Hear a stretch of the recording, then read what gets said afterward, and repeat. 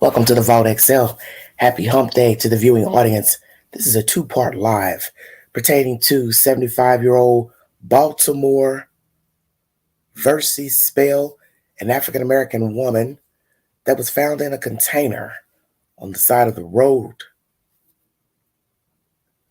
just thrown out like trash. Second part of this live is pertaining to Lori Vallow Daybell. If convicted, she will not face the death penalty. The judge has made a ruling. Thank you for your time. Hope you all are having a wonderful week. Please be safe and warm. Two-part live, Versey Spell and Lori Daybell. The first information is by Fox. Live now from Fox is source number one pertaining to Lori Vallow Daybell. Thank you for your time. Into the Lori Vallow case. Today, an Idaho judge granted Vallow's motion to dismiss the death penalty. Now, Lori Vallow and her husband, Chad Daybell, are accused of murdering Vallow's two children, JJ and Tylee, as well as Daybell's previous wife, Tammy Daybell. For the latest into this new update from today, I want to bring in Fox's Justin Lum, who's joining us here live in studio. Justin, this is such a big update today ahead of Vallow's upcoming trial. Are people surprised by this, and are you?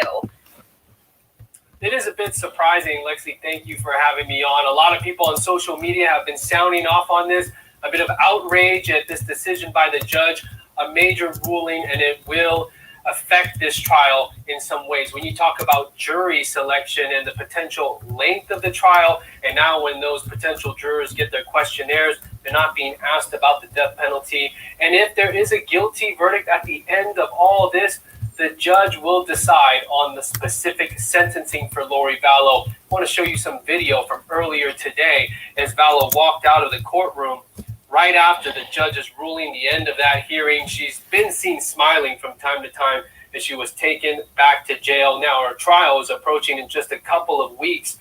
In this motion to dismiss the death penalty, her lawyers argued that there's been quite a heavy media saturation of the case and that the government should not try to kill someone who is mentally ill.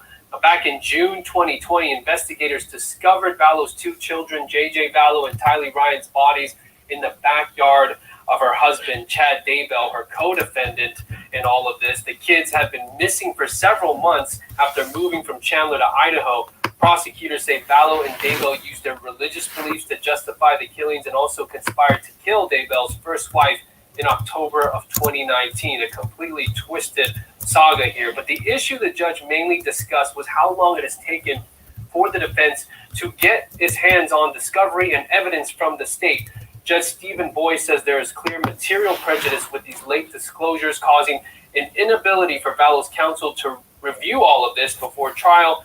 He wasn't going to dismiss the case as a sanction against the state. Instead, he's striking the death penalty as we get this news today. So we're just 2 weeks away. This is definitely a major development for Lori Vallow today. I'm sure she is satisfied with the ruling. Yeah, and Justin, what was the prosecution's response to the judge announcing this today? Well, they didn't say much after the ruling. The hearing pretty much ended. They did ask for a transcript of this hearing. I'm not sure if they will appeal this in some way, but remember, they're also seeking the death penalty for Chad Daybell. He was not affected at all by this ruling today, but it's off the table for Lori. Yeah, and looking ahead to Lori's trial scheduled for April 3rd after being delayed several times, what can people expect with that upcoming trial? Well, I think what people can expect and what they're going to want to see is all the evidence against her and her alleged responsibility and her connection to what happened to her kids. Because remember, the kids were found in Chad's backyard, and prosecutors also believe that her brother, her late brother, Alex Cox, had something to do with this. His cell phone was pinged in the locations that the kids were found, but he's not here to provide any information at all. What did she have to do with this? Of course, every mother should know where their children are, and as prosecutors say, they planned this and they believed that their religious beliefs justified what they had to do. Really disturbing allegations and details His investigators say that Lori and Chad thought they were supposed to rid the world of zombies and believed her kids had become dark spirits, and hence this tragedy happened. So that's what people can expect is what do prosecutors and law enforcement, what do they have on Lori? And speaking of Chad, Justin, what comes next for Chad Daybell? Well, since the judge ruled that his trial be separate and his case be severed from his wife's, now it's going to be rescheduled. We know that his lawyer had argued he needed much more time to review all the evidence, the discovery that he's gotten back from state prosecutors, and wanted it no earlier than October 2023. We could see a trial potentially in 2024. This is going to take some time for Chad. His defense is going to strategize and prepare for his defense, and we're still yet to see when that's going to happen. All right, Justin, thanks so much. Any last thoughts here? 2 weeks. It's been a long time coming. 3 years in the making since Lori was extradited from Hawaii back to Idaho, and so many people, including victims' families, are wanting to see justice and see this trial get underway. Absolutely. Thanks so much. Fox 10's Justin Lum joining us here live in the studio on Live Now from Fox. Justin, we know how hard you've been working to cover this case, and we appreciate that update. Thank you. Okay. All right. That's the said information from Live Now from Fox. Let's chop up what was said in this commentary. The judge has made a ruling that if Lori Vallow Daybell is found guilty in a court of law, that she will not face the death penalty. Now, I didn't even think about the state appealing. So let's say she's found guilty. She won't face the death penalty. Will the state appeal? I hope that they do. I also hope that 12 members of a jury will find her guilty. This is utter disrespect and disregard for the children, Tammy and Charles, and anybody else that laid in their path that was injured, shot at, Mr. Boudreaux. It shows there's no lack of concern for the children, for Miss Tammy. What are the odds that their immediate family were zombies in their eyes, but nobody else? Over 10 billion people on this earth, allegedly. But the only zombies were Kylie, JJ, and Tammy. And we might as well put Charles in there as well, because I do believe she conspired against Charles with her brother, and that was an orchestrated altercation in that empty house to kill her last husband. Well, the husband before Charles. I mean, the husband before, God, I'm getting confused. Before Chad. What are the odds? Two men with the same capital letter C. Do the math. Chad and Charles. I can't keep up. But all the people wandering the earth, all the people they came in contact with through church, neighbors, other family members, random people on the street, but these people in their immediate family were zombies. What are the odds of that? No other children, no other neighborhood children. Nobody in your vicinity walking by that you dealt with was a zombie, except for these two children and Chad's ex-wife. I want you to think about that for just a second. So if Chad had children, why didn't he kill his children? I'll wait. Why just Lori's children were zombies?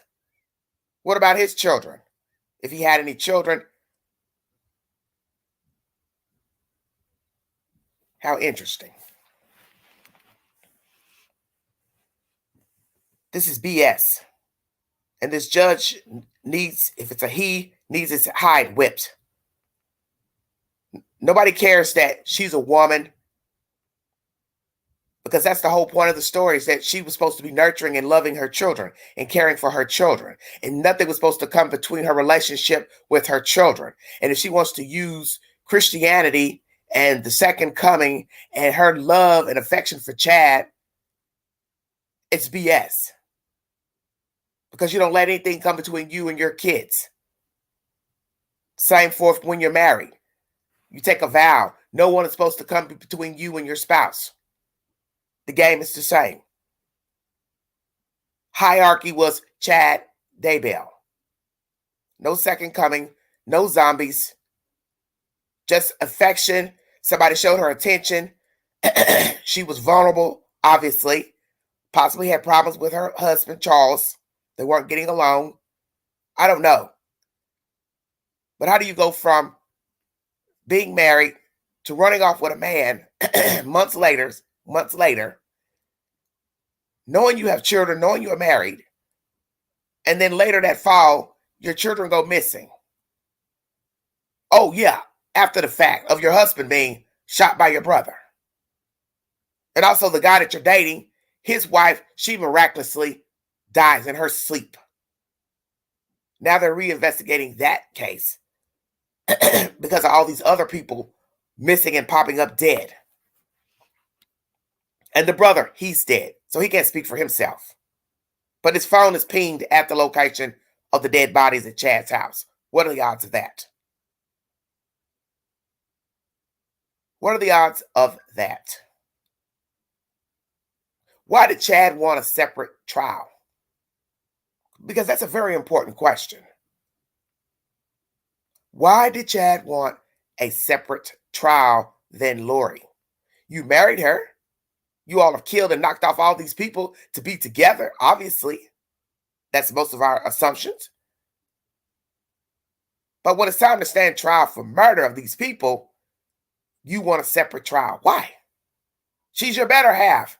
Why not stand beside her with the charges? Because I got a feeling one of them is going to turn on the other one. That's why Lori wanted to talk to him. She wanted to meet with Chad because she wants to see where his head is. Now, is she mentally ill? Because they were going through shuffling through court with her, trying to decide if she was well or not. Fit to stand trial. She's now been deemed fit to stand trial. Does she have a mental disorder? Has she been thoroughly examined and given a diagnosis by a psychiatrist to be mentally ill of some sort, but yet fit to stand trial? Is she bipolar, dissociative personality, schizophrenic? What is she? Because if she was schizophrenic, I believe they would have told us that she's not well. But I believe that's what her defense attorneys are saying anyway. She's not mentally well. That's why she didn't need to face the death penalty. The fact that they felt like the judge should have threw the case out altogether. Are you kidding me? It's bad enough they don't want to give her the death penalty, this judge. You want them to just throw out a trial of dead kids on her husband's property and his wife. They all died within months of each other. Everybody died within months of each other. Do the math. Husband dies late summer. Then comes Tammy. Then comes the kids. Then her brother dies in December. All of this is in December 19 back to late summer 2019. What are the odds of all these dead people? And you want me to believe there's some apocalyptic event taking place that none of us know about?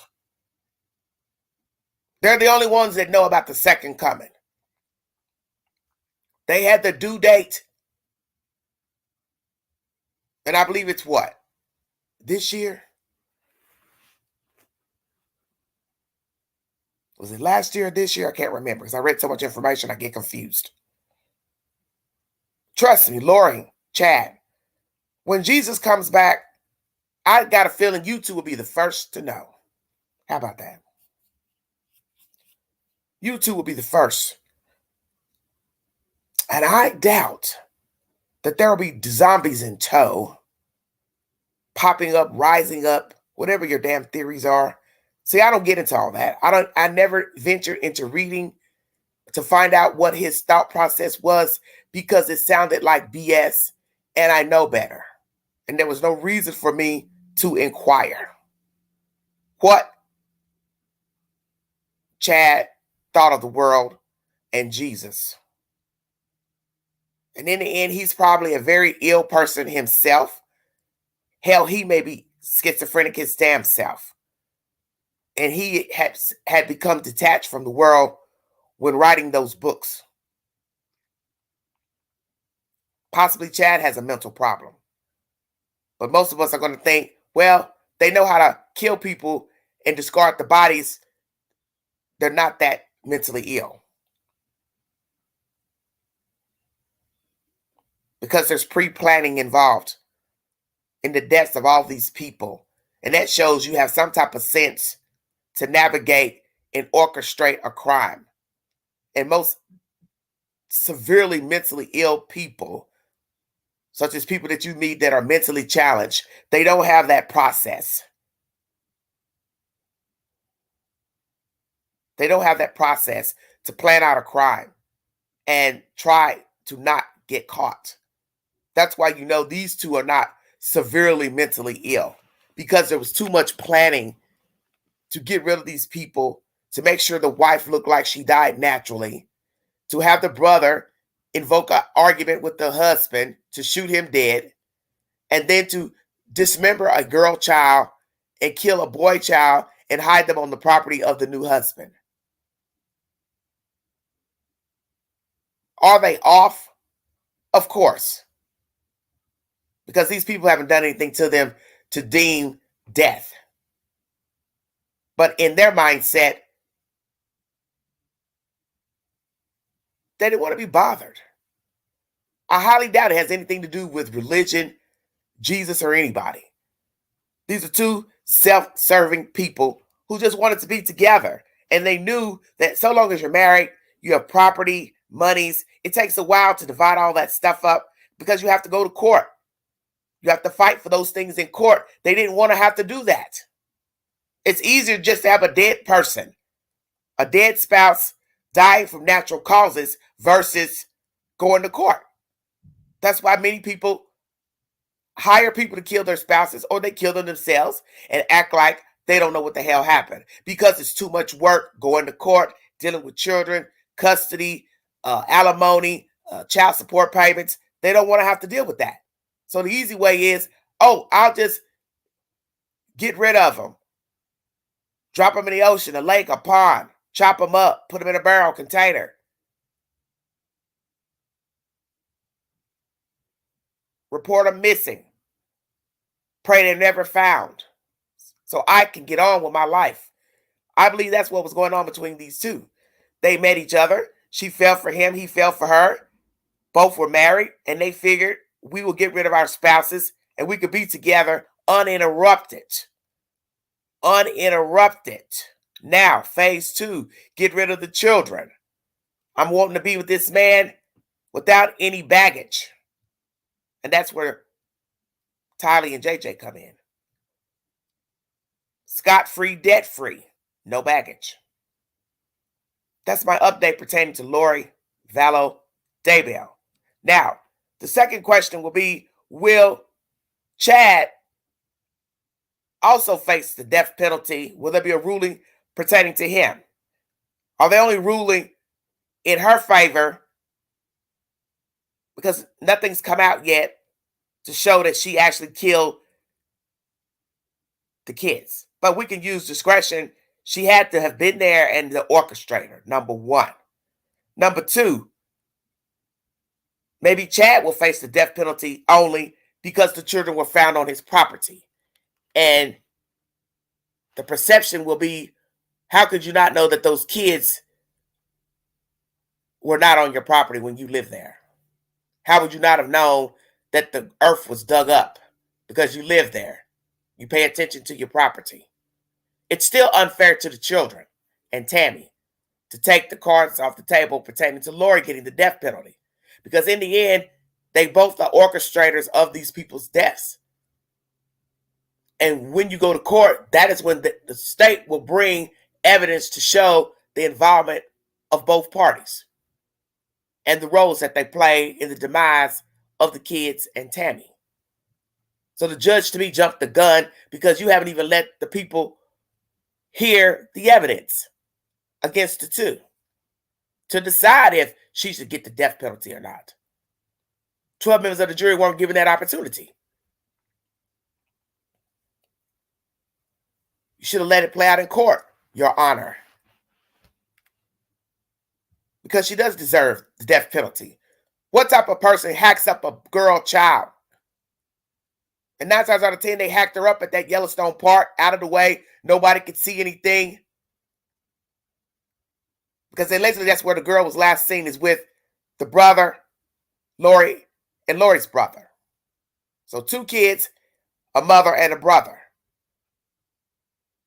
So they make it back to Idaho, wherever, and there's no girl child, just the boy child. And he goes missing after going to school one day. So 9 times out of 10, they killed him. I'm assumingly, in Idaho? Discarded him with the sister in Chad's backyard. And you want to tell me, a sane person, she don't deserve death? Well, I believe in the death penalty. And I do know the scripture, but that's still my opinion. Why should she get to stay in prison till she naturally dies or somebody beats her to damn death versus what she did to her kids? Who cuts up a child? Who cuts up a human, period? Only people who are related to the victim. Stay woke. A stranger has no reason to dismember a body. Now, we saw this with Jeffrey Dahmer because he was a sick SOB who wanted to eat his victims. So that's the only reason why they were dismembered. But why would a woman dismember her children? It's so the child would never be found. And only people related to a victim or dealt with a victim dismembers the body. Strangers have no reason to dismember a body, ever. Hiding a body, burying a body, that is something people do that know the victim. And I'm going to bring you a case after this one that's of a woman being discarded, and it will make you wonder if somebody that knew this lady discarded her. Because why would a stranger, I'm going to say it again, discard a body? For what reason? Strangers rarely discard bodies. Okay? The only time I can see a person discarding a body that's a stranger to the victim is if maybe they were picking up a hitchhiker, a prostitute. They took them somewhere to do hanky-panky, then killed them. Then they dumped them out somewhere in the woods. But rarely home invasions, things like that. Why is this person wanting to take a stranger out of the house when they can't be linked to the stranger? It's too much work. That's why you know they did this to these kids. They killed those kids. They conspired to kill Tammy. And I also believe Lori conspired against her husband, Charles, and had her brother invoke an argument and shot him dead in that house. And this is a disservice to all of these dead people to not give Lori Vallow Daybell the death penalty. And if indeed she's convicted, we will see if the state will appeal the decision. Now we have to wait to see if Chad, I'm getting them mixed up, if Chad will also get the same rendering for the death penalty. I got a feeling the death penalty will still be on the table for Chad Daybell because the children were found on his property. If you'd like to donate to this great network, $sign Viganji, 129 Cash App. All stickers and chat to welcome to the live stream. We're going to go to story number 2, which is my main story. A 75-year-old African-American female was found discarded in a container in Baltimore. We're going to chop this story up because this is diabolical. I went in to search to get the best information I could find to tell us who Miss Versey Spell was in life and what she was doing the last time she was seen and heard before she was found discarded in a container. This is a very diabolical story, and this story renders this Lori Chad to some degree as far as discardment, because as I just said, why would a stranger discard a body? It's too much work, and usually people that know a victim, such as family, friend, spouse, would be the one to discard a body. Thank you for joining me. Part 2 of this live is pertaining to Versey Spell.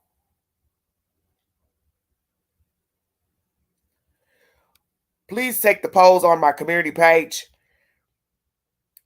If convicted, Lori Vallow Daybell will not face the death penalty. Did the judge rule correctly? 18% of you said yes. 82% of you said no out of 17 votes. WJZ is my next source pertaining to Versey Spell. This is News 13 CBS. Thank you for your time.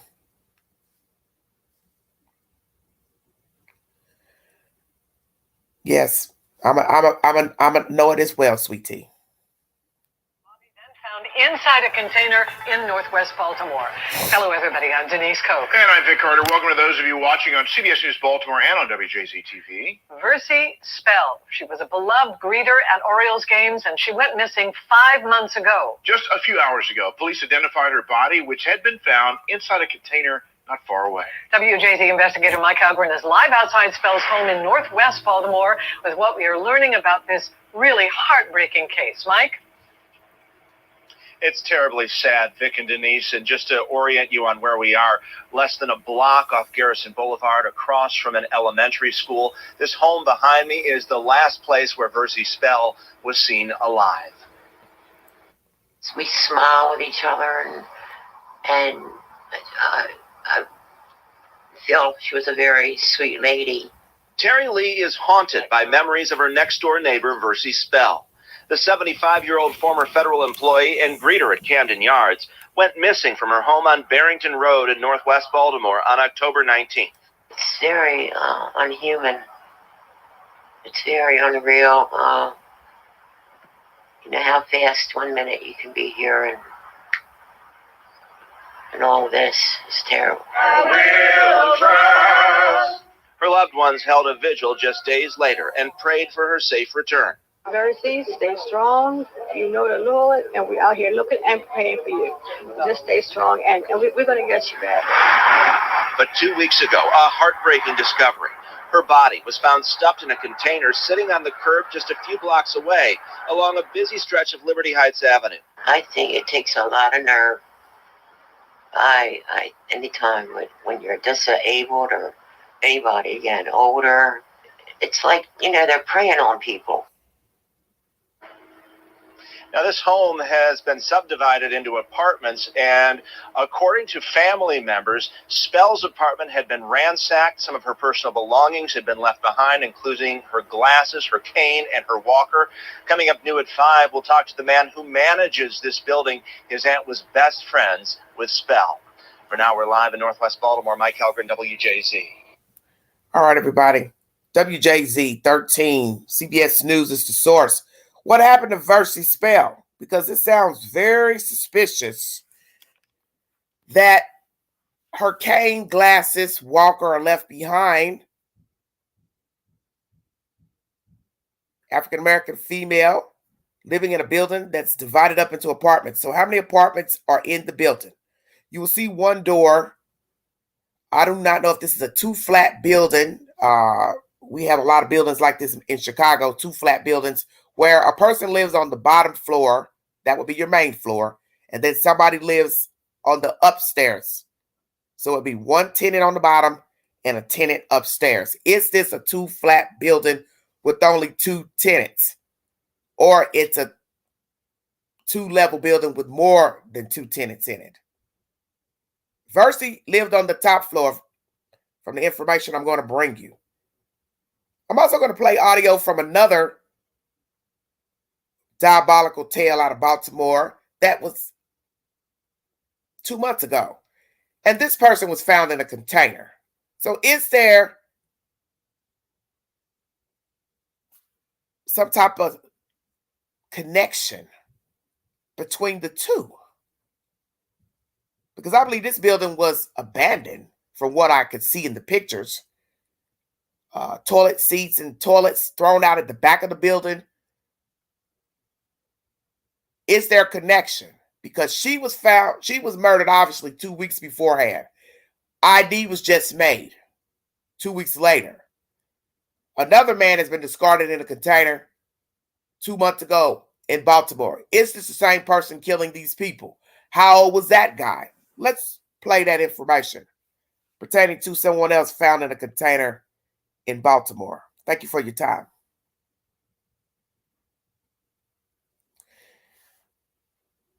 Same news network, WJZ 13 CBS News. Body of man stabbed to death found in storage container in West Baltimore. Ding, ding, ding. Well, she was found in Northwest Baltimore. Is there a connection?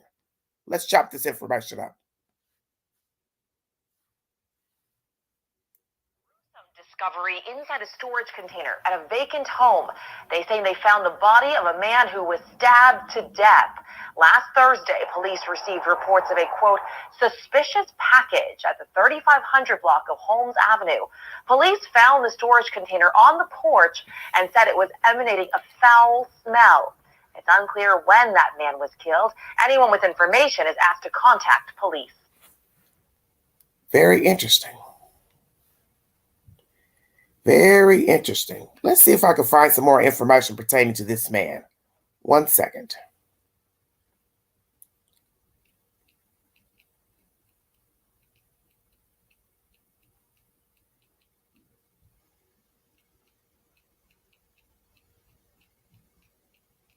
This must be the new thing.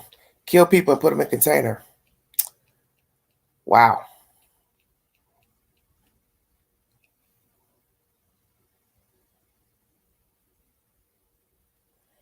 Okay, January 9th.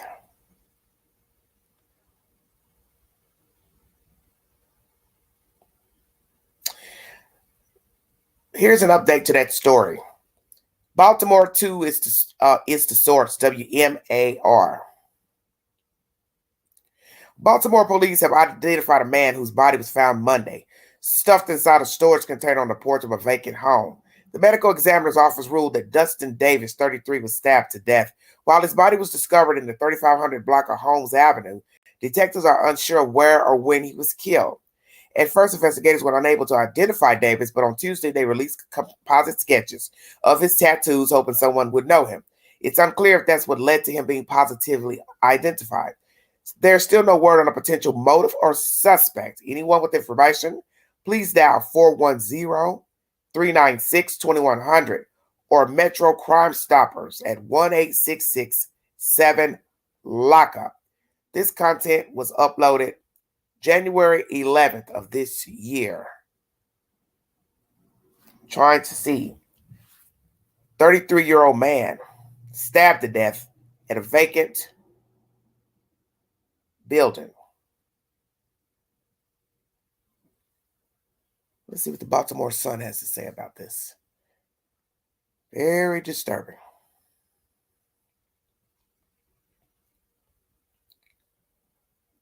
Okay.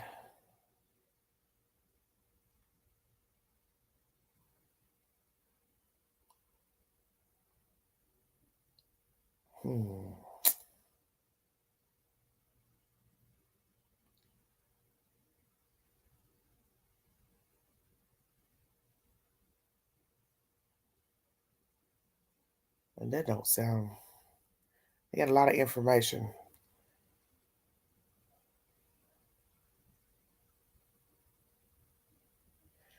Okay, everybody. I'm still looking. So I'm trying to find an update to this man found in a storage bin on a porch. West Baltimore.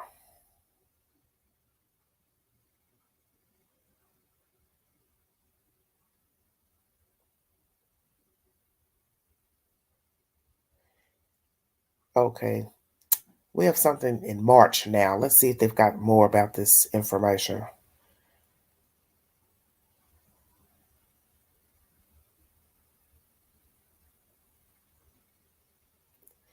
Well, we know it's been ruled a homicide. The guy stabbed, found in the container. Still no suspects or motives. It's very strange to me. 33-year-old man stabbed to death months ago. Put in a storage container on a front porch of a vacant house. So why would you put him there? If the house was vacant, why not leave him in the vacant house? Why not just discard him outside? What are the odds that 2 months ago, a 33-year-old is put in a container? So what type of container are we talking about? The plastic containers that you get from like Walmart, Big Lots? Was he a small man, medium-sized man? What? Because obviously he could fit in the container. So I'd like to know the size of the container. Are we talking about the average size plastic container that has a lid? Same thing for Miss Versey. What type of container was she discarded in? Because I don't know, in my mind I keep seeing like a drum, but they say container. Are the containers similar that Versey was found in 2 weeks ago versus the container this guy was found in on the front porch? Because you have to ask yourself, what are the odds of two people found dead in containers in a 2-month interval? One in Northwest Baltimore and the other one's West Baltimore. So now we have to ask the distance between the abandoned house where the guy was found in a container versus where Miss Versey was thrown out in a container on the side of the street. She was found a few blocks from her home. Who killed Versey? Spell. Who put her in that container? We hear that her house was ransacked. Let's bring you that information. Thank you for joining me. You're now listening to the Vault XL.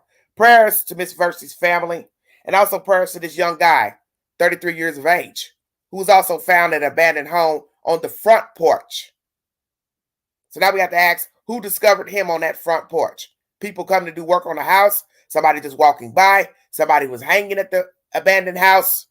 Was he married, had kids, on drugs, alcoholic? What? Who put that guy in that container at that abandoned house? 2 months from the same time Miss Versey's put in a container on the side of the road. Are these two cases related? Let's chop it up, everybody.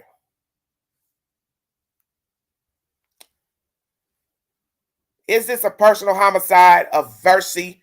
Spell. She worked at the Orioles games as a greeter. She went to church as an usher. She used a walker and a cane. She was a federal employee. Later found dead in a container on the side of the road.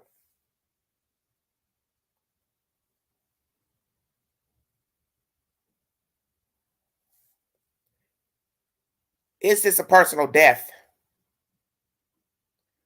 Did Miss Versey let the wrong person in her house? Or had somebody been watching Miss Versey and knew she was alone and befriended her or was friends with her or an acquaintance? She invited them in and they killed her, robbed her, and then took her out of the house, which is baffling. And what I'm about to read to you is even more baffling. Please pay attention to the information. WMAR2 News is the source. Remains found in abandoned container identified as missing 75-year-old Versey. Spell. Police have identified a woman whose remains were found inside an abandoned container on Liberty Heights Avenue earlier this month. Versey, spelled 75, had been missing since October 2022. Last November, WMAR spoke with Versey's sister, Batea Brown Wilson, who was one of the last to hear from her. We had went out for her doctor's appointment and came back, had dinner. My husband took her home, and that's the last anybody had seen her, Brown Wilson told WMAR reporter Brittany Werner. Brown Wilson grew more suspicious of her sister's disappearance when she received a startling call 5 days later. Versey's landlord sent her brother to the house to check on my sister and the house had been broken into upstairs and downstairs, and my sister was missing from the house, said Brown Wilson. They just destroyed her apartment completely. Everything was all over the place. But that's not all of what was discovered at the house. Someone was actually still inside, sleeping in Versey's bed. Repeat. Someone was sleeping in Versey's bed. He asked, "Who are you?" And she said, "Who are you?" And he said, "You don't live here." And she said, "My friend brought me here." And he said, "Your friend? This is my sister's house. Get out of her bed," said Brown Wilson. And she just jumped up, pushed him, and ran out the front door. There were, however, some signs left of Versey. According to Brown Wilson, Versey was disabled, required a cane walker to get around. Those items were left behind in her house, which is located in the 3900 block of Barrington Road. It's not like she's going to walk anywhere or go with anybody because we are a close-knit family. And if she need a ride, I will take her. My daughter will take her. Somebody would take her and she wouldn't go off with nobody, Brown Wilson said. Despite her disability, Versey still worked as a Camden Yards usher, following a career with the Virginia. They didn't finish that for some reason. After she was reported missing, police issued a silver alert. They got the words misspelled in this article. Okay, a silver alert was put out for Versey while her family distributed flyers seeking tips from the community. Brown Wilson even held a vigil for Versey last November, months before her body was discovered. Police have not revealed any potential motive or suspects in the case as of this writing. The Orioles have reacted to Versey's death by issuing this statement. "We are saddened to hear of the passing of longtime Orioles usher, Versey Spell. Our Orioles family sends heartfelt condolences to her family and friends. We will miss her warm welcomes at the ballpark. Anyone with information is asked to call homicide detectives at 410-396-2100. WMAR2 News is the source." What in the hell is this? 75 years old, uses a walker and a cane, but still she worked for the Orioles team as a greeter. Her sister picked her up. Another relative would pick her up to take her places. So who knew Versey was alone if we're to believe her house was broken into? Number one, did the perpetrators break into the house while Versey was in the house? Or was she gone somewhere? Maybe she decided to take a stroll to the corner store. I don't know what the hell's going on here. But she was last seen by the sister, went out to dinner. That sister husband took her home. So when did the people break into the house? Allegedly, this is a building broke up into apartments. So as I said earlier, how many apartments are in the building? 2 apartments or more, number one. Ransacked upstairs, which I believe is where Versey stayed.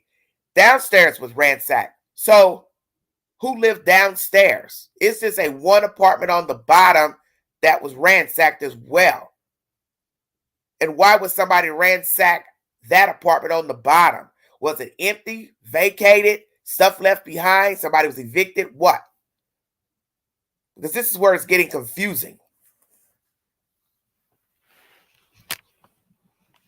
Because this leads me to believe what? Somebody was watching the building? Somebody knew of an elderly person upstairs? Well, who lived on the bottom? How many people lived on the bottom? How many apartments are in this building? 2 or more than 2? This person sleeping in her bed. Who the hell was this? A female saying, "A friend brought me." Well, who was her friend? Who was her friend? Fingerprints left behind. What have they gathered? Baltimore PD. Because if this girl was in there sleeping and she allegedly came in there with another person, man or whomever, there should be a lot of fingerprints around. 9 times out of 10, these are dope fiends. They were looking to find somebody to rob. But why kill a 75-year-old woman? What did you all think she had in her house? Why were you sleeping in her bed? How bold are you to break into somebody's damn house, kill them, throw them away in a damn container, dump them on the side of the road, and then sleep in their damn bed? You have got to be the stupidest criminal breathing. Or did word get out on the street that the building's abandoned, so people just started wandering up in there, sleeping? Got lights on, got heat on. Just go up in there and, yes, squat. So the girl that was found in the bed, is she the original perpetrator? Because before all we know, somebody's put the word out that the apartments are empty. You just go up in there and stay. This is bad. This is why you have to check on your family members. You have to check on them. You have to make sure they're living in a safe environment. When a person gets to a certain age where he or she cannot walk, he or she does not need to live alone in any type of place that a person could break into their apartment or house and then nobody sees them. She's living in a regular building on a regular street and nobody saw or seen anything, obviously, because you don't have any arrests. This content I brought you was just uploaded last night.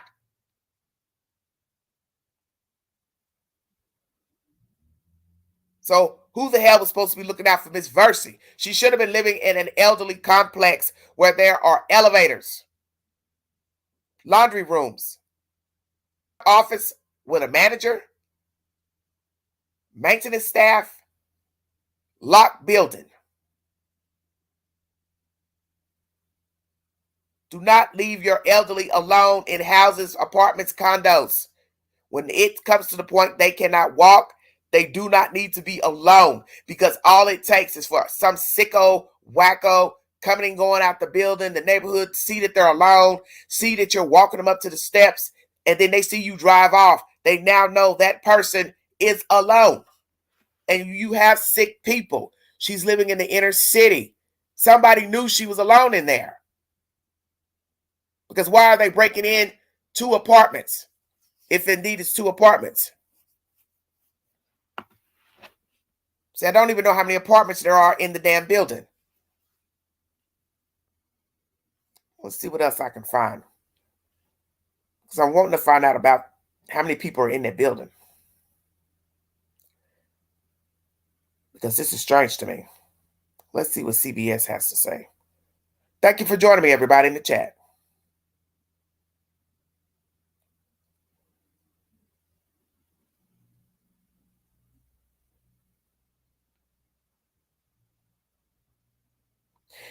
Okay, here's CBS.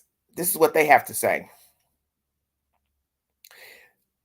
The police identified the body found in a container this month, Northwest Baltimore, Versey Spell, 75-year-old woman who was first reported missing last year.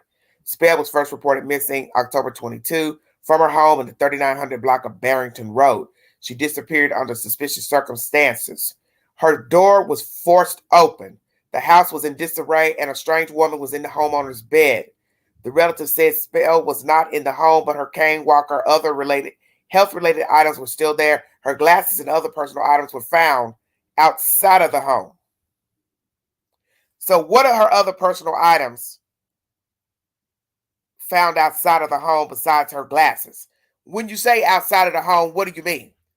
On the front step, the front stoop, on the concrete, by the stoop, or in that damn container that she was discarded in? Were her glasses in the container?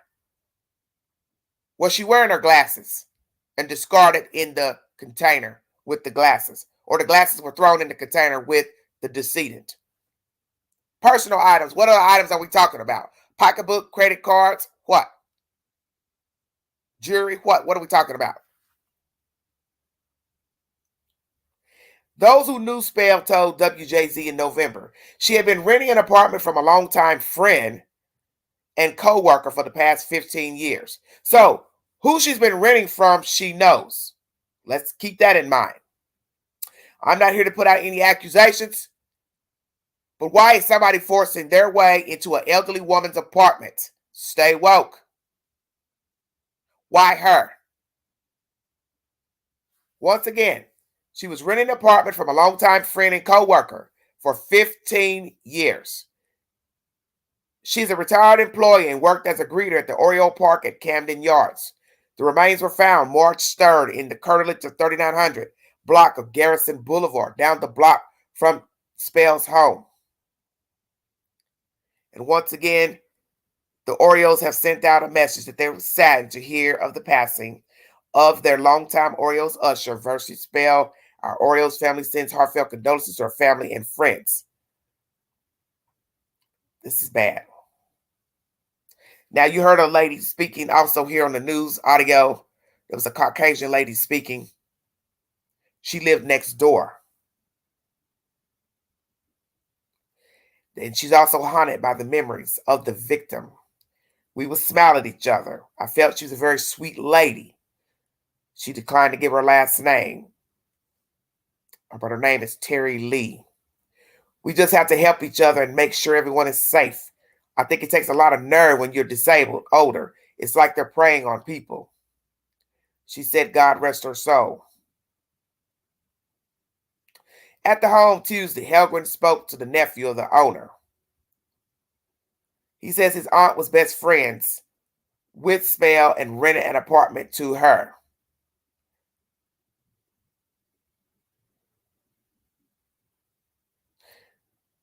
Devastating. She's real broken up. She didn't deserve nothing like that, he said. It's incredible that somebody would do something like that. I don't know what happened. Spell's remains were discovered inside a container near the busy intersection of Liberty Heights Avenue and Garrison Boulevard on March 3rd. That location is just a few blocks from her home.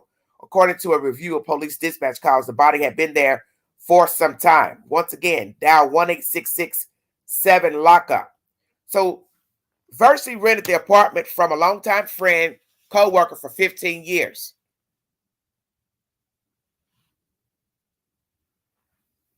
You're welcome, Casey.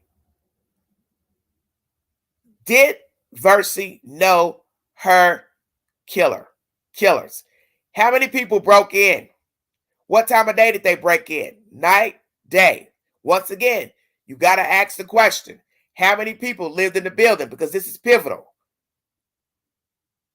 How did they get into the building? Because it's one door and it looks like a two-flat building. So does that door always stay locked to get to the apartments? You have to ask that question. How many apartments were in the building? Number one. Does the main door stay locked or unlocked? Was there anybody that had been evicted, put out, left their apartment, and somebody knew that it was empty, an empty apartment was in there, and they made their way in to squat, crash, whatever, but then they decided to be nosy and go upstairs to peep around, rob somebody? What are we talking about here? Or somebody knew Versey was alone, stayed alone, and breached the door. And this is what's scary. People's houses are broken into every day, whether you have an alarm or not. And imagine she didn't have an alarm, obviously, or they would have ran away. This goes to show you people can get into your house. You have the right tools, you can break into a house, either with a crowbar or your damn foot. Take your pick. So that lets you know you are not safe in your own house, because if somebody wants into your space, he or she or they will get in there. So now you have to ask yourself, why did they break into Versey Spell's house?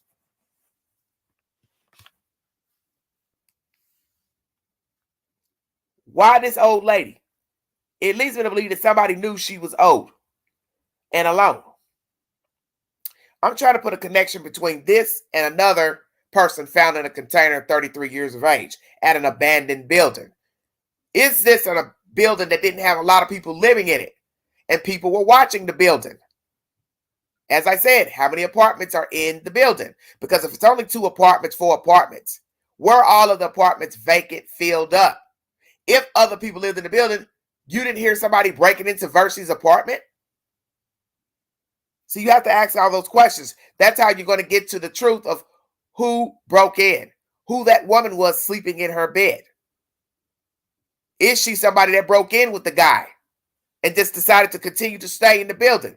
Or the building looked dilapidated, had an empty apartment, and people knew that there was an empty apartment in the building. How did the perpetrator get in the building to get to Versey's apartment? Did the door stay locked? Obviously not. He got his ass in there. Okay. Barrington Road. Let me go back.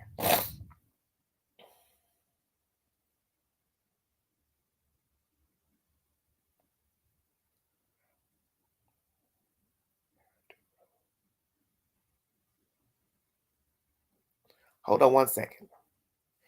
How far is Barrington Road to Holmes Avenue, Baltimore? The drive from Barrington Road to Holmes Avenue is 392.8 miles. No, that's not right. How far is Barrington Road, Baltimore to Holmes Avenue, Baltimore? I can't find that place. Because you're not trying to find it. Jesus. Hold on, you guys. I'm trying to put something together.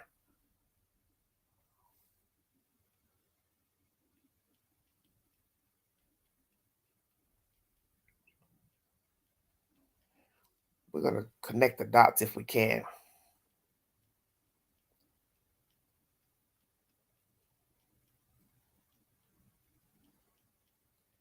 One second. Oh, Lord. It's not coming up.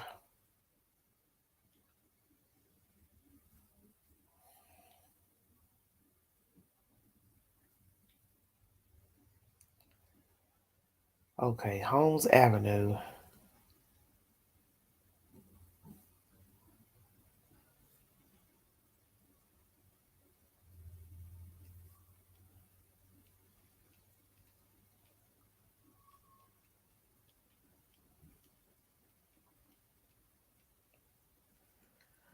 Okay.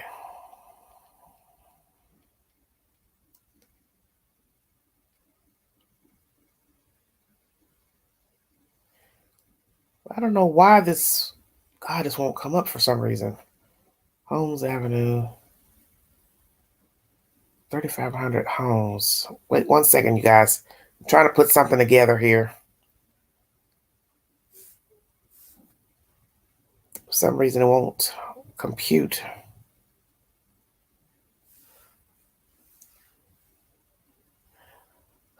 Let's see.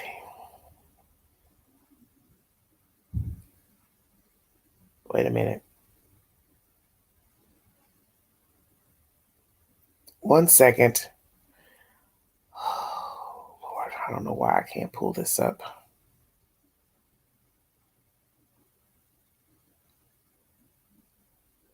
Okay, Liberty Heights Avenue. There we go. Let's see.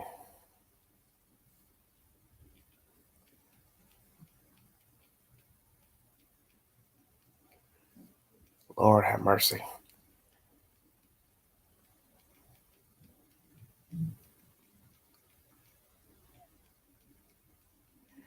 I'm trying to see how far these streets are from each other.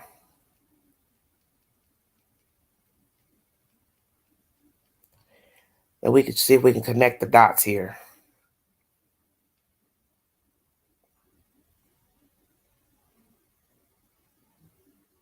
Well, look here. Thank God for Google. She was found, her house was ransacked on Liberty Heights Avenue. Versey spell. She was discarded blocks away. Okay, please pay attention to what I'm getting ready to say. 2 months ago, a 33-year-old man was found in a container on the front porch of an abandoned building. Okay, on Holmes Avenue. Guess what? Where Versey lived versus where this guy was discarded at an abandoned building 6 minutes away. 1.8 miles. How about that? When I went into YouTube Q to find this story, another version of this story, his story comes up in the queue. And I went ahead and opened it before going live. And my better half was telling me, Angela, could this be a connection? Why is this man dumped in a container on the front porch of an abandoned building? So that's why I asked the question, does her apartment building look abandoned? Because you know, in the inner city, a lot of people do not keep up their properties and they don't look well, even though somebody actually lives there. And you've seen this all over the world, America, broke down looking trailers, apartment houses, overgrowth of shrubs, grass, and you're driving by saying, damn, I know nobody lives there, but somebody does live there. So now you got to ask yourself, what the hell was going on in Versey Spell's apartment building? Because is this a building with drug traffic? People abandoned apartments. How many apartments were in there? What are the odds that two people are found in containers 2 months apart, living 6 minutes away? Hot damn. This ain't good. And there are no suspects in the murder of the guy found in the container at the abandoned house. Let's pay attention now. Somebody found him in that damn container stinking. Who was that person? Who walked up to that container at an abandoned porch and found that 33-year-old man in that damn container? No suspects, no nothing. But he has been ID'd. Now, fast forward. Versey May, 6 minutes away, she's found in a container thrown out blocks away from her house. And her house is actually 6 minutes from the house where that guy was found.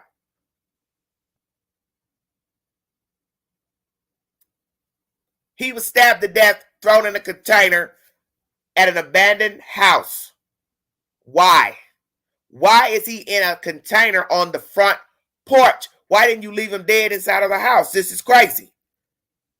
Why is somebody taking an old woman out of her own house and throwing her in a container blocks away on the side of the street, when you could have left her dead in her own damn house? You broke in, rob her, take what you're going to take. One, you didn't have to kill her. Two, why would you take her out of the house? This seems personal to me, almost, because only people known to victims discard their bodies. But then her family members go over to the house and find a woman sleeping in her bed. And then that woman says, oh, my friend brought me here. So you're willing to kill somebody to stay in their house? And maybe that's what they did. They knew she lived alone. They wanted a place to stay. They knew she would keep lights, heat on. So they got rid of her, dumped her on the side of the road, and lived in her house. But they should have known people were going to come to the damn house to look for Versey, to visit her. And that's exactly what happened. The brother-in-law went there, see that the door is breached. They've called the police. And you're stupid enough to live in the house where you all have killed a woman? Or this is stupid to me. This is stupid to me. And it's so disrespectful. It's disrespectful to the dead. It's disrespectful to the living. Because nobody should have to have their house broken into, murdered, and then put in a fucking tub, plastic container, and thrown out like trash on the side of the road. This is so scary. It shows you do not know people. And as I said before at the beginning of this live stream, you need to take care of your elderly friends and family. You need to take care of people in general. Check on them. When people live alone, you need to check on them. Stop waiting for them to call you, message you. A dead person can't talk. You don't leave elderly people halfway around the world with nobody around them. There are a lot of elderly people who are on their own and they don't have no friends, no family, nobody calls, nobody checks on them. So if something happens, foul play, nobody even knows that they're dead inside of their damn house or their trailer. It's only when they start stinking, somebody decides to call the police and send the police in. And what's so crazy, the articles say she had people coming to see her and picking her up. So why would you be stupid enough to kill her, knowing somebody's going to come by? 5 days goes by. You don't hear from your sister. That's not a good sign. Did the sister-in-law or sister talk to her every day? This is why you can't go days without talking to a person. Because you're assuming he or she will answer the phone. He or she will open the door. But a dead person cannot open a door, and a dead person cannot text you, and a dead person cannot answer the phone. And if you have relatives who live alone, you need to put them in a facility where there are cameras and they can be monitored. And if they don't come outside their apartment as normal, there will be somebody who at least go knock on the door or call the management and say, hey, I haven't seen Miss Versey come out in 2 days. Can you get somebody to go in there and check on her? Because 9 times out of 10, management will go in a building, apartment. Naturally, they'll knock, address themselves, and just say, hi, we're just coming in, doing a welfare check. Make sure you're okay. Neighbors haven't seen you. You live alone. You don't have a lot of friends or family. There ain't nobody coming by knocking on the door to check.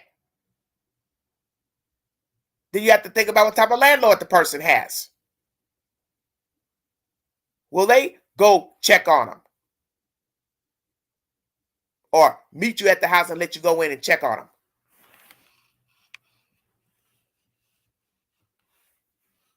Now we have to talk about the landlord. How often does the landlord come to the building? How often are repairs done to the building? What have the neighbors seen of people coming and going out of the building?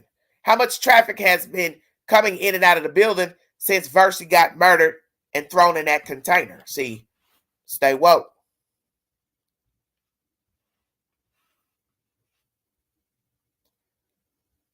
Because I got a feeling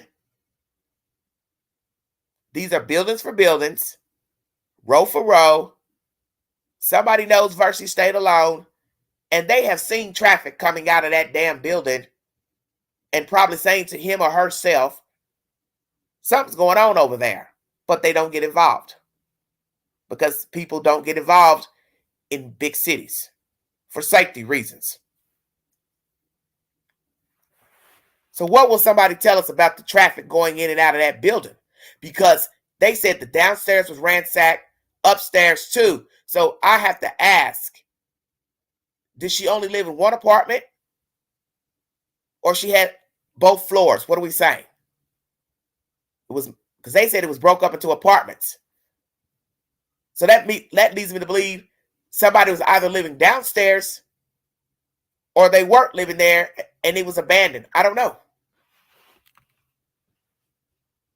But imagine somebody breaking into a building and they're breaking into apartment 1. Then they go upstairs and break into that apartment and they kill that person upstairs. So who had an apartment on the bottom? How many apartments were in Versey's building? That's what I'm trying to figure out.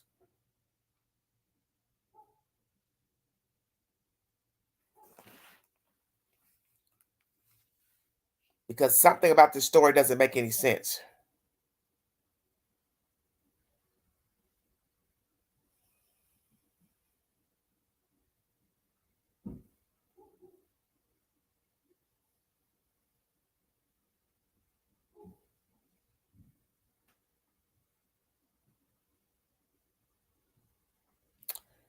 Liberty Heights. Let me see if I can get an address so I can pull something up on Zillow of Miss Versey's house. Something's just rubbing me the wrong way about this. Hello, everybody in the chat. Thank you for joining me. This is a two-part live pertaining to Lori Vallow Daybell. The judge has ruled against the death penalty. If she's convicted, the state can appeal that decision. And Versey, spelled 75 years old, African-American female. Her house was broken into, her apartment. She rented it from a friend for 15 years, greeted her at the Orioles Stadium, and later found dead inside of a container blocks away from her house. Liberty Heights Avenue. They don't give an exact address.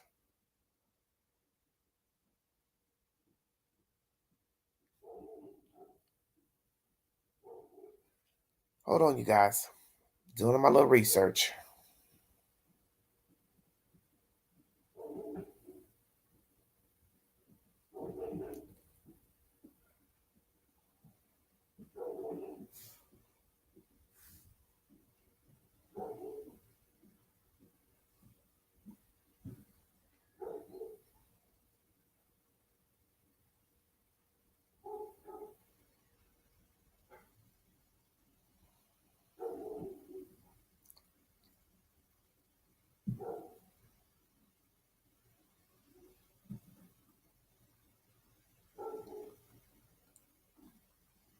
I'm trying to find this street where she lives.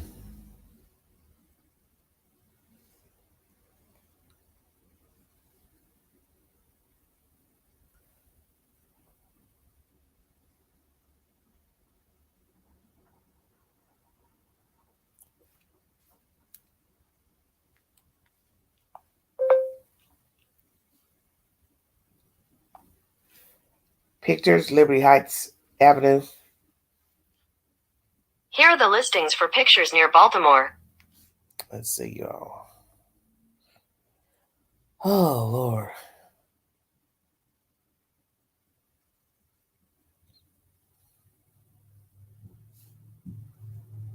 Thank you so much, Crazy P.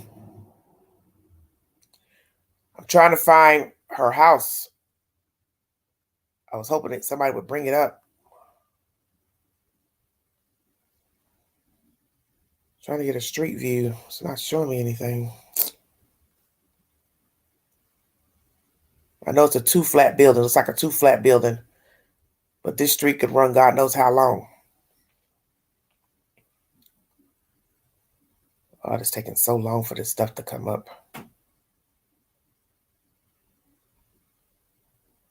Okay.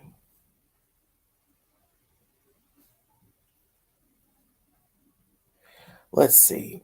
This is 3700 Liberty Heights. It's like an abandoned building. Let's go down the street. See what we can find. Well, there's one pretty house there.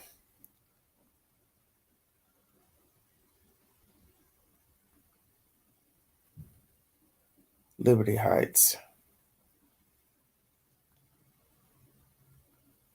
So I don't know how big this street is.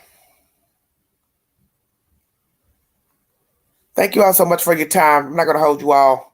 This is a very disturbing story. When I get more information pertaining to the homicide of Miss Versey and that guy found in that abandoned house on Holmes Avenue, I'm going to bring you an update because there's something off. And I'm wondering if these two cases are related. They may not be, but who knows? This Liberty Heights street is a big street. It has a median in the middle, 2 lanes plus off-street parking. So there's a nice sized street where she lived. But I do not know how long this street runs because Baltimore is a major city. And I don't have the exact location of her house. So I'm trying to look at the street, look at the way the houses are made on this Liberty Heights street to get an idea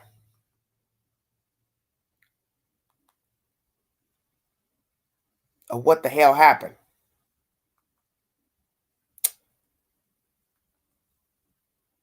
I want to stop there.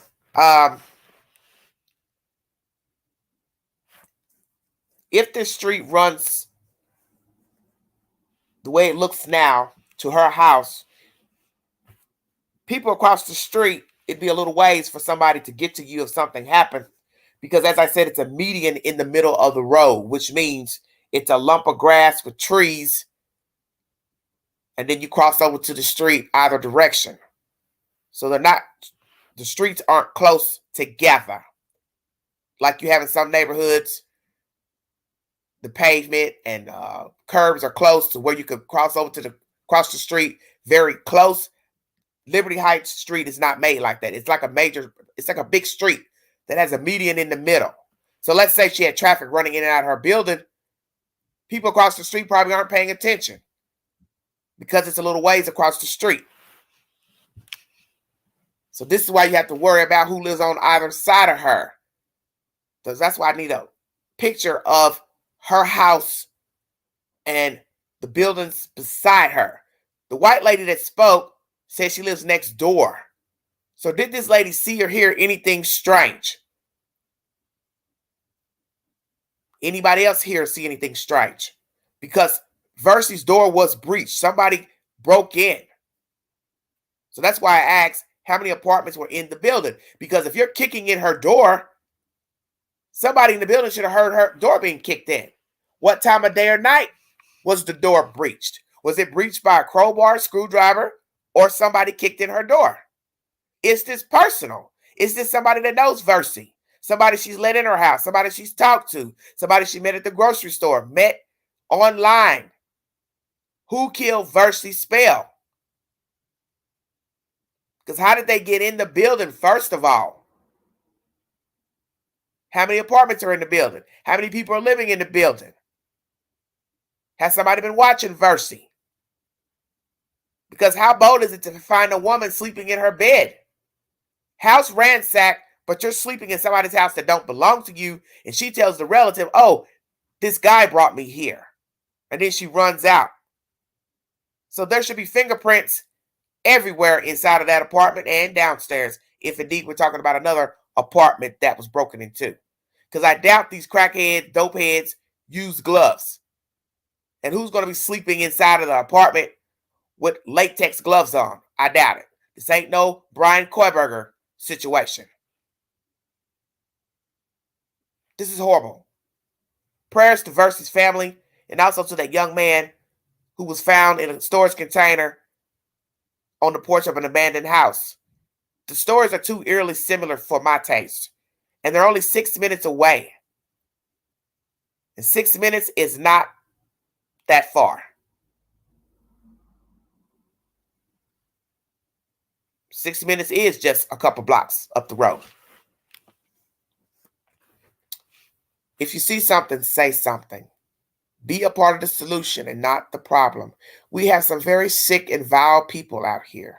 You have to be aware of your surroundings. This is why I tell people, it does not matter your age. If you're a child, a teenager, an adult, you have to be careful of the company you keep. You have to be careful of the people you talk to. You have to be careful telling people your business. You have to be careful posting stuff to social media, showing people that you're out of town, you're traveling, what you bought, because there's always somebody that knows where you live. They know that you're not home. They know that you are on vacation. You're welcome, sweet tea. Thank you for watching. You don't know people. This is why you have to be careful talking so much. Going in and out of your house, your condo, running your mouth. You cannot talk loud. Yeah, I'm going to New York for 5 days. Yeah, I'm going to New Mexico for 10 days. You can't do that. You cannot do that. And it's sad that you live in an apartment. You can't even talk in an apartment because people can hear you through the doors, through the windows. You're planning a trip. You're booking a flight. Well, now some nosy Parker knows you're leaving. And you don't know the company they keep. You don't know if they fool with people that stay in trouble, pop pills, fentanyl, heroin. You have got to be aware. And it is not to frighten you, scare you, have you walking on pins and needles, but you do not want to end up a Versey Spell. You do not want to end up like that guy in that container. Now, I don't know how he got in that container, but what's the difference between him and Versey? Because she ended up in one too. She's old enough to be his mother.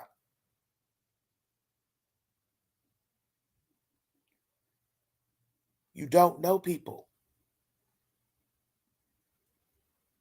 Damn near really old enough to be his grandmother, because he's 33, she's 75. And what are the odds of these people popping up in containers 6 minutes away, 2 months apart? Stay woke. Abandoned building versus her building where she lived in it paying bills.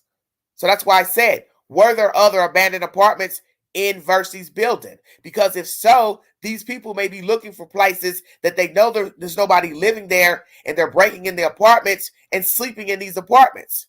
But then they find out, oh, there's somebody that lives upstairs. So they break in her house, rob her, take her out, throw her in a container, and then live in her house foolishly, as if she don't got a friend or a relative, as if the person there's nobody owning the building, checking on the building.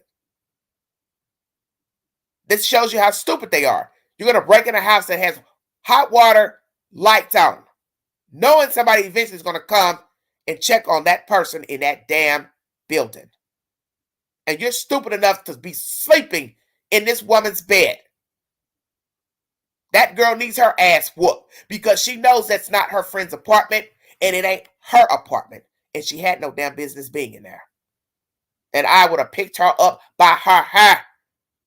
And I would have drugged her tail up out of there.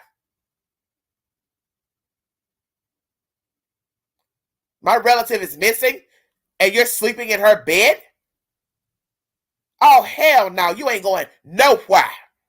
You get ready to tell me what the hell happened to Versey. Because for all I know, you killed her, you and your friend. Because what are you doing sleeping in her house? So now we got to ask, were any of her personal effects breached, such as credit card, debit card, checkbooks? Anybody open up any accounts in her name? She's been dead for 2 weeks.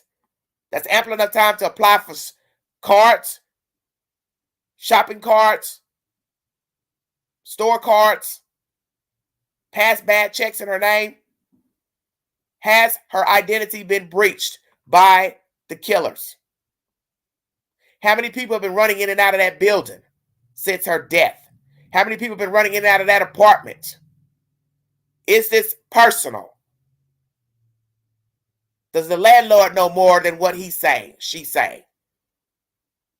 Is this an inside job of somebody living in the building, related or knows Versey, or management? Because somebody knew Versey was in there alone. Because you just don't break into a house without having some type of inkling of who the hell stays there.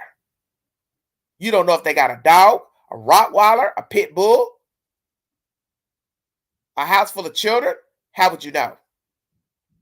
And why would you risk it without knowing? See, that's where I am suspicious. I got a feeling that possibly somebody had been watching Versey, or been going in and out of that building in somebody else's apartment or apartments, and they had knowledge that she was an elderly person and lived alone. And they lied in wait and waited till they thought it was safe to break into her apartment, knowing she was the only person in the building, in that apartment.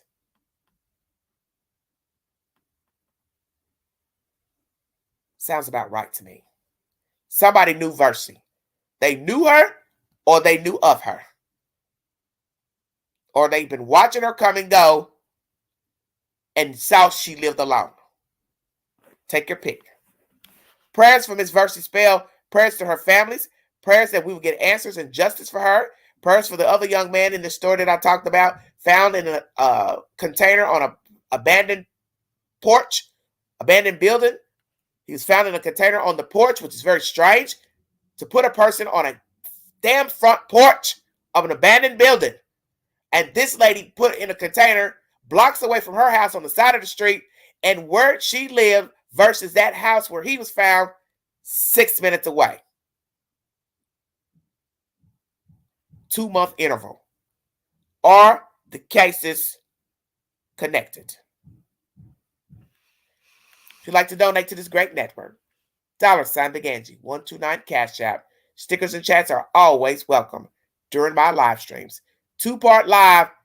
Lori Vallow Daybell will not face the death penalty if convicted, and 75-year-old Versey Spell found dead in a container blocks away from her apartment. And I also played information pertaining to another young man in Baltimore who was discarded on a front porch of an abandoned house in a container as well. Are the two connected? Please go back to the beginning of this video to get the said information and sources. I will bring you an update to all said information. We will later talk about Mr. Chad Daybell. Will he also not face the death penalty? Or was it just on the table for Lori? Why her? When I get an update, I'll bring you that said information. Once again, prayers to Versey's family, this other young man's family. Sorry, I couldn't remember his name. But you can go back to the replay to hear the said information pertaining to this young man. We're in evil times. Please be aware of your surroundings. Be aware of the company you keep, and know that everybody does not mean you well.